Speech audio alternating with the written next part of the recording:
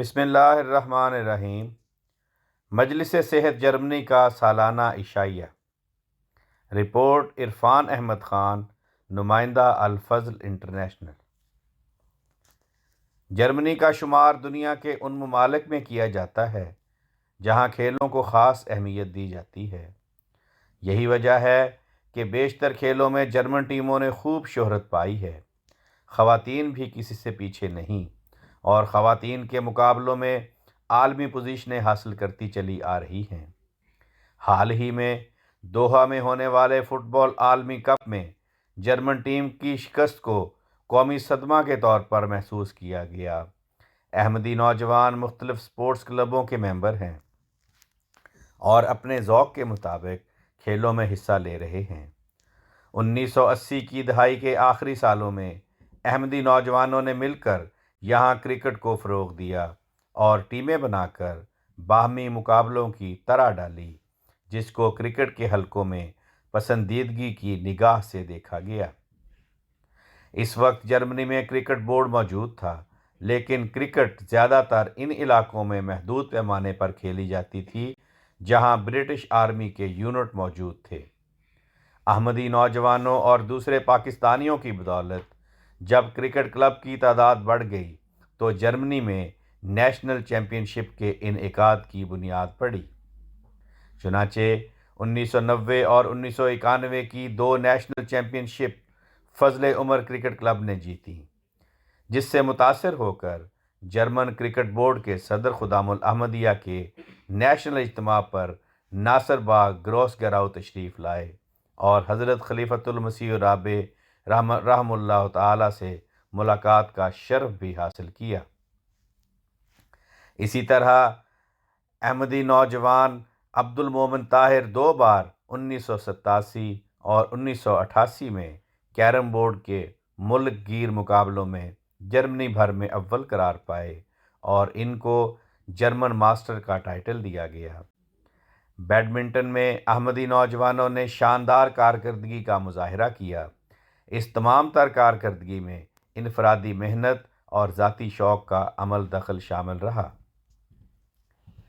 مجلس صحت کا قیام۔ سپورٹس کے کام کو زیادہ آرگنائز طریق پر کرنے کے لیے بعض دوستوں کے اصرار پر جرمن جماعت نے مجلس صحت کے قیام کا فیصلہ کیا۔ چنانچہ 2020 میں باقاعدہ مجلس صحت کا قیام عمل میں آیا اور مکرم ملک ابرار الحق صاحب صدر مجلس صحت مقرر ہوئے۔ گزشتہ 2 سالوں کے دوران متعدد ان اور آؤٹ ڈور سپورٹس کا آغاز کیا گیا۔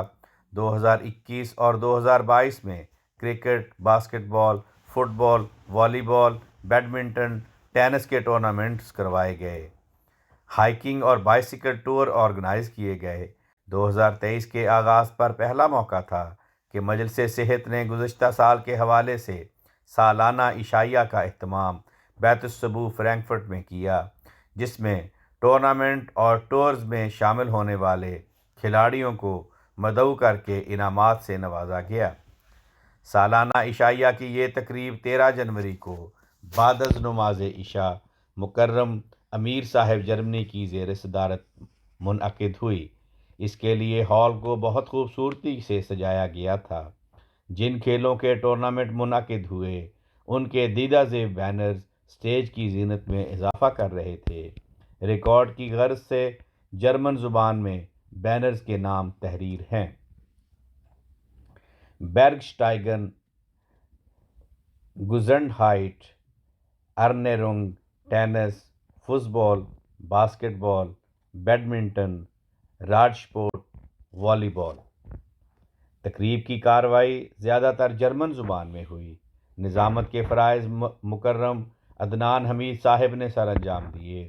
تلاوت قرآن کریم مع جرمن ترجمہ مکرم عمران بشارت صاحب مربی سلسلہ نے کی، جس کے بعد حاضرین کو مجلس صحت کی کارکردگی سے متعارف کروانے کے لیے 2022 میں منعقد ہونے والے ٹورنامنٹس پر مبنی ویڈیو فلم دکھائی گئی۔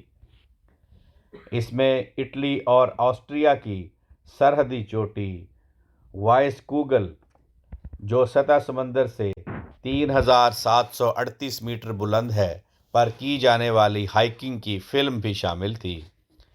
16 احمدیوں بشمول امیر صاحب جرمنی کا یہ قافلہ 25 سے 27 اگست 2022 تک اس پہاڑ پر 3500 میٹر تک گیا۔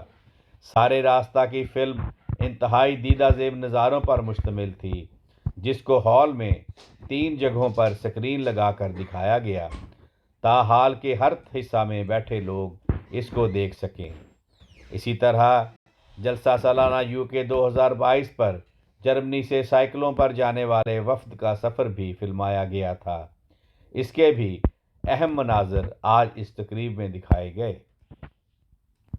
مجلس صحت کی کارکردگی پر مشتمل فلم کے بعد صدر صاحب مجلس صحت نے مختصر تقریر میں تمام مہمانوں کو خوش آمدید کہا، اپنی پوری ٹیم کا حاضرین سے تعارف کروایا اور 2023 کی پلاننگ کی تفاصیل سے آگاہ کیا۔